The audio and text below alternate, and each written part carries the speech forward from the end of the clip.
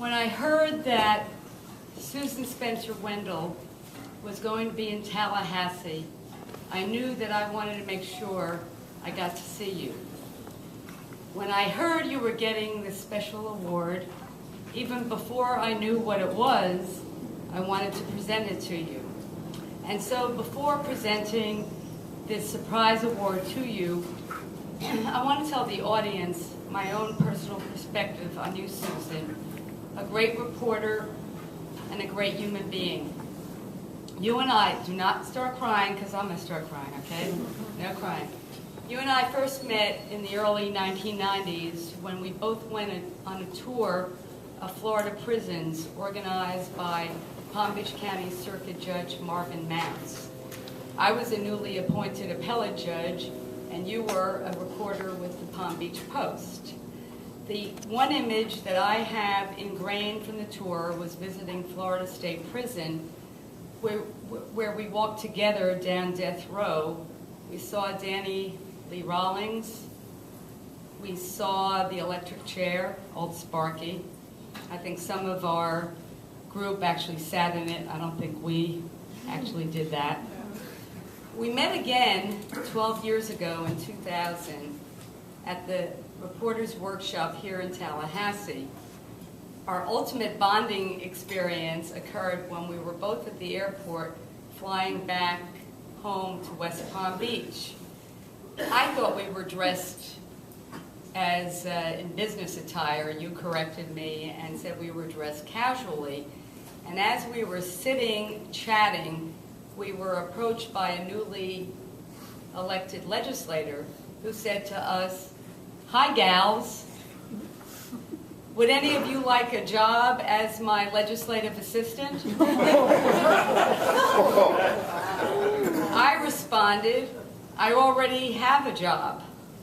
And when he asked what I did, I told him I was a justice on the Florida Supreme Court and Susan was a reporter. That left this legislator speechless, at least for a moment. But perhaps the most incredible way that our lives crossed was after I was diagnosed with breast cancer in 2003.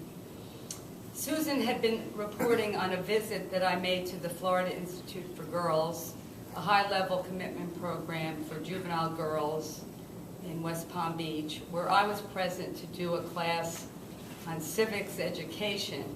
Imagine talking to juvenile high-risk girls about the Fourth Amendment.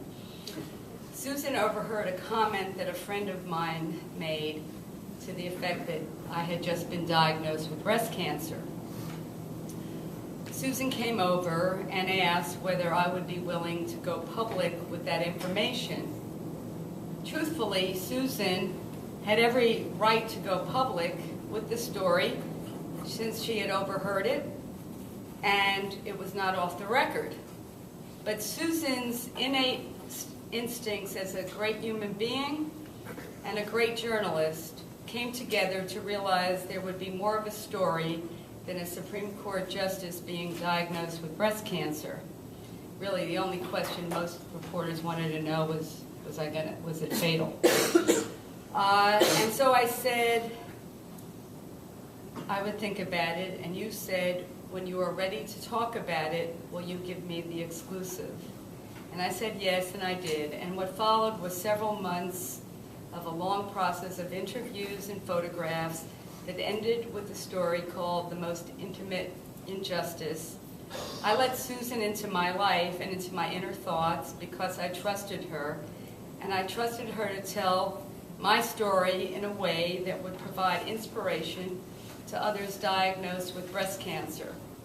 That story came out in January of 2004 and included photos of my appearing on the bench, bald. The cover photo, to my consternation, was the most intimate one of me. And to this day, I don't know how I let Susan into the chemotherapy room, except that I trusted her. So Susan, the first part of this is off script. It's something I wanted to present to you. It's a signed copy of the article that you wrote for me, and it has the following two inscriptions. First it says, Susan, my thanks for telling my story with respect and dignity. And the second is, with courage and candor, you wrote about it, and now you are living it. An enormous injustice to a remarkable human being who I have always greatly admired. You are an inspiration to me and to all of us. With love from me to you. Thank you.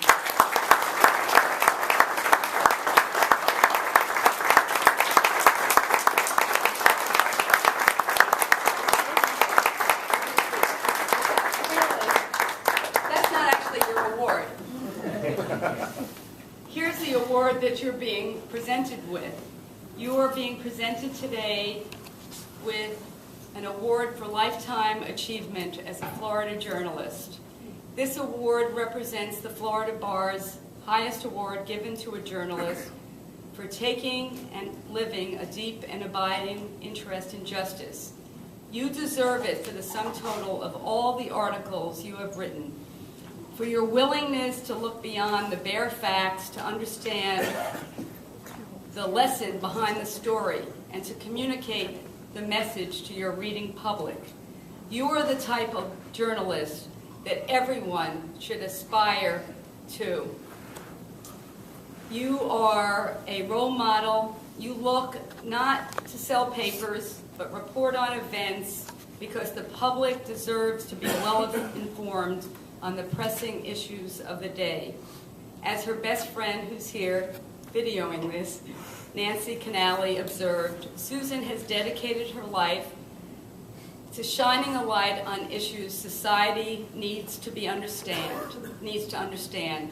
And so in her soon-to-be-published book, Until I Say Goodbye, she dedicated a whole chapter to faulty eyewitness identifications as the leading cause of wrongful convictions and what she did to highlight the problem. Writing an article, as you heard, that influenced statewide changes in the ways that eyewitness identifications are performed. I think one of the things that Warren said about this article, that you yourself had been a victim of a crime and had to confront whether you yourself could really say that the person did it. And because of your coverage, with the typical humility, you credited dedicated law enforcement professionals with making the changes. But by highlighting the problem, you helped to move the discussion forward. And as you observed in this book, if not, what purpose does journalism serve? So true, Susan. So I get to this special award, and I think the words on this plaque are especially appropriate because they signify what you have done with each and every article you have written over your journalistic lifetime. And if you want to come up here, I'll present it to you. It reads,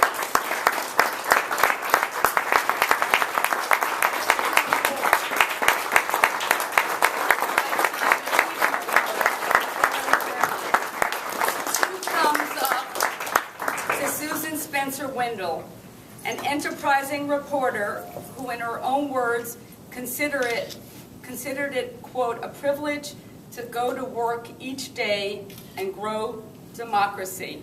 Presented with gratitude by the Media and Communications Law Committee of the Florida Bar today, September 24th, 2012. Who else could deserve this more?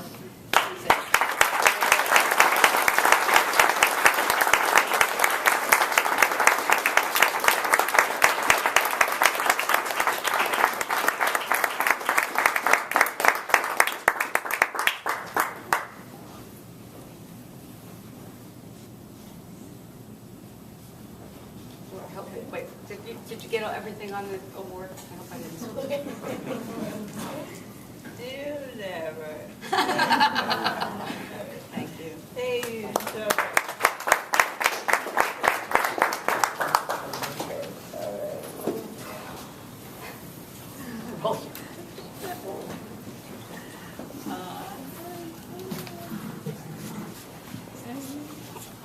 When the Media Law Committee realized that Susan had won another award, even as her physical capacities to write were diminishing, Patricia Costa, as the chairman, asked for an email vote on this award, and immediately one email, literally right after the other, just said yes, yes, yes, yes. It was like the Meg Ryan scene in Harry Met Sally.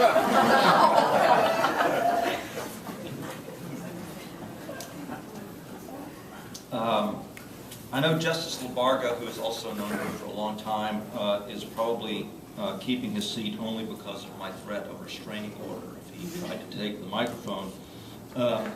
Susan's book, which, as Justice Perienti said, is called Until I Say Goodbye, with her 89,000 words, the last few thousand, I think, typed with your thumb. All of it. All of it. All of it. All of it. All of it. All 80. And I'm like a year behind on my book, but she's ahead of schedule. It's scheduled for publication next March by HarperCollins. Universal Pictures is planning a film based on the book. I'm going to be played by Brad Pitt. Susan promised. Two major supporting figures in that book are also here, and I want to introduce them. First is Susan's husband, John Wendell, is here. I want you to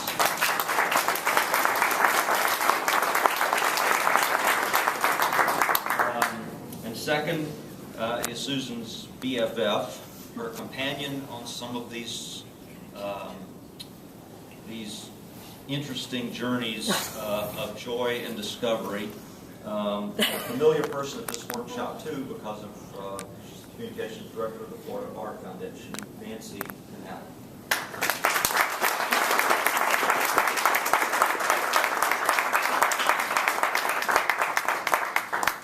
I will see many of you tomorrow morning when I'm on a panel at the back at the court. Every single person in this room, I want to say, has made wonderful contributions to justice and to public accountability in Florida, continues to do so, and to serve the citizens of this state and the professions that we've served.